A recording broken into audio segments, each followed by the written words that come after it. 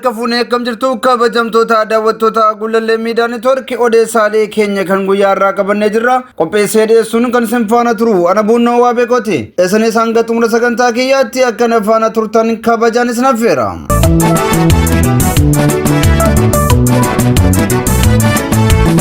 Harargee lixaa aanaa Boordeetti waraanni bilisummaa Oromoo haleellaa raawwateen loltoota mootummaa hedduu ajjeesuun himamee jira.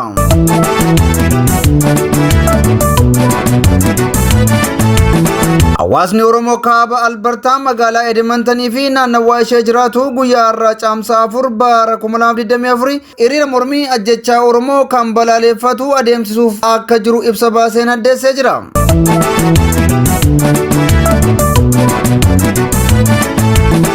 Godina Arsii aanaa Zuwaayee Dugdaa fi Xiyyoo keessatti dararaan waraanni mootummaa uummata nagaarraan gahaa jiran jabaatee itti fufuu jiraattoonni aanichaa himan. Wantoota odeeffannoo irraa qindeessinee simraan keenya.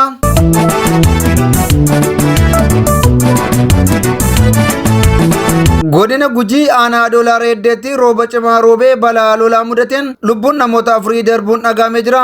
Irra deebiin akkam jirtu kabajamtoota daawwattoota Gullallee Miidiyaa Neetwoork.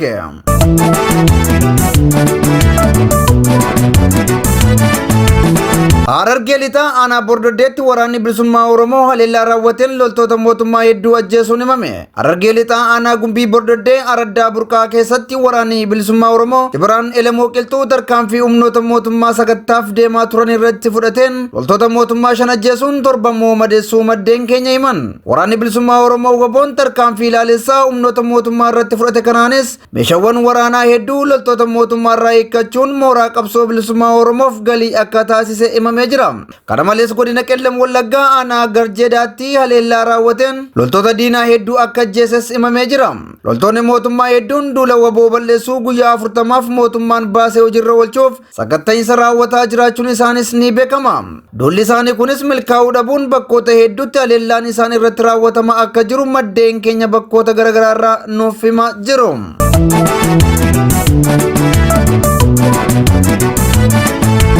Hawaasni Oromoo kaaba Albertaa magaalaa Edmontanii fi naannawaa ishee jiraatu guyyaa har'aa caamsaa 4 bara 2024 hiriira mormii ajjechaa Oromoo irratti raawwataa jiru balaaleffatu adeemsisuuf akka jiru ibsa baaseen addeessee jira. Hiriirri kun ajjeefamuu qondaalee siyaasaa ABO fi falmaa mirga namoomaa Jaalbattee Urgeessaa hordofee kan qophaa'e hoggaa ta'u ajjechaa mootummaa Itoophiyaatiin qaroowwan siyaasaa Oromoo irratti xiyyeeffatee adeemsifamu akka dhaabbatuuf dhiibbaa uumuufis jedhamee jira. Yakka mootummaan Itoophiyaa uummata Oromoo fi qaroowwan siyaasaa sabichaa irratti raawwataa jiru mootummaan Kanaadaa dabalatee mootummoota biyyoota lixaa hubachiisuuf kan kaayyeeffate ta'uunsaas ibsamee jira. Hiriira kanaan ajjechaa murtee seeraa malee uummata Oromoo irratti adeemsifamaa jiru akka dhaabbatu hidhamtoonni siyaasaa akka hiikaman namoota jabaan ajjeefaman kanneen akka Abdul Jabbaar Huseen, Artist Hacaaluu Hundeessaa, Jaalbattee Urgeessaa dabalatee kanneen birootiif haqni isaanii akka ba'uuf kan gaafatu ta'uunsaas ibsamee jira. Waajjirri paartilee siyaasaa cufaman akka banaman paartileen siyaasaa dhiibbaa tokko malee siyaasa keessatti akka hirmaatan hiriira kana irrattis ni gaafatama jedhameera. Hiriira kana irratti hawaasni Oromoo Kanaadaa kaaba Albertaa magaalaa Edmontanii fi naannawaa ishee jiraatu akka irratti hirmaatuuf waamichi dhiyaatee jiras jedhameera. Hawaasni Oromoo biyyoota addunyaa garaagaraa keessa jiraatu karaa qindaa'aa fi itti fufiinsa qabuun gocha farrummaa mootummaa Itoophiyaa kana saaxiluuf akka jiranis baruun danda'amee jira.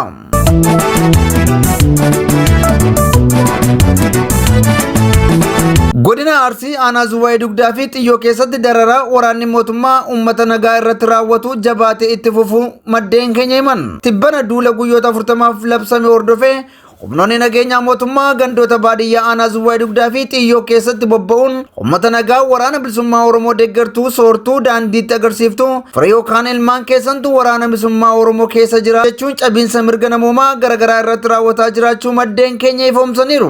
Sababa kanaanis sochiin hawaasummaa uummatichaa danqamuu kan himan maddeen je'amman mirgi bakkaa bakkatti socho'uu qabeenya horachuu fi odeeffannoo argachuu loltoota mootummaatiin mulqamuun rakkoof saaxilamanii akka jiran maddeen keenya ifoomsaniiru. Halkan ammoo maqaa sakattainsaatiin mana namootaa cabsanii saamuu fi haleellaa koorniyaa dubartoota irratti raawwataa akka jiranis maddeen keenya ibsaniiru.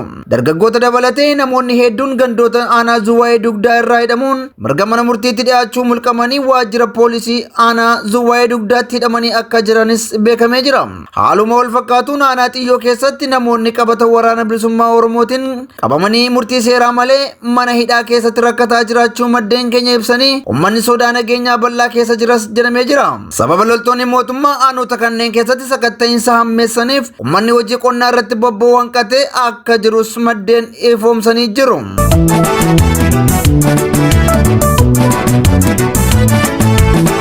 Godina Salaalee aanaa dharraatti humnoonni fiinxaleeyyii caasaa isaanii diriirfachuun weerara daangaa babal'ifannaa taasisaa jiru jedhamee jira.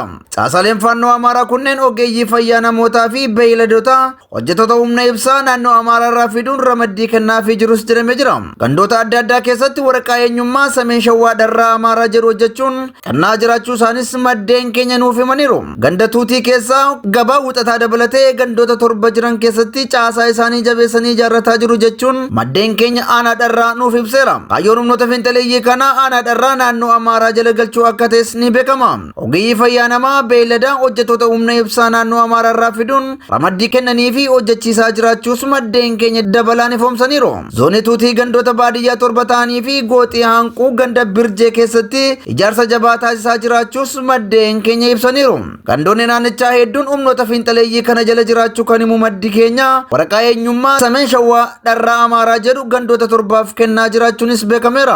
Aangawoonni mootummaa aanichaa ijaarsa fiinxaleeyyii kana akka beekanii fi humnoonni kun deeggarsa isaaniin wal ijaaraa jiraachuunis baramee jira. Oromoota qe'ee isaanii irraa humnoota fiinxaleeyyii kana irraa tikfachaa turan maqaa miseensa waraana bilisummaa Oromoo jedhu itti baasuu fi deeggartu jedhuun qabanii hidhaa fi ajjeesaa jiraachuunis beekameera. Mootummaa naannoo Oromiyaa fi caasaan godina Salaalee weerara fiinxaleeyyii kana dhaabsisuuf sochiin taasisan akka hin jirres maddeen keenya ibsaniiru.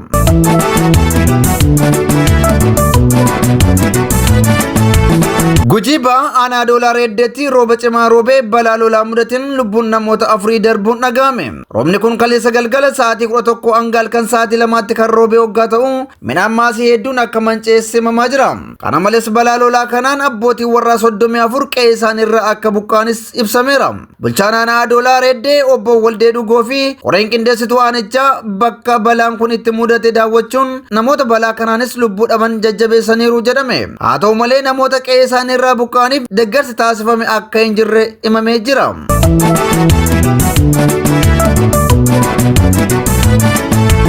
Ayyaanni kabajamtoota daawwattoota Gullallee Miidiyaa Neetwoork odeessaaleen keenya kan guyyaa irraatiif qabanne kanneen hangasii turanii qopheessee dhiyeessuun kan isin faana ture Nabuun Nawwaa Beekooti. Asanis qophiileen keenya yeroo hundumaa akka isin bira ga'aniif toora YouTube Gullallee Miidiyaa Neetwoork subscribe share like gochuun dagatinaa isiniin jenna. Wanta nu daawwattaniif galatooma.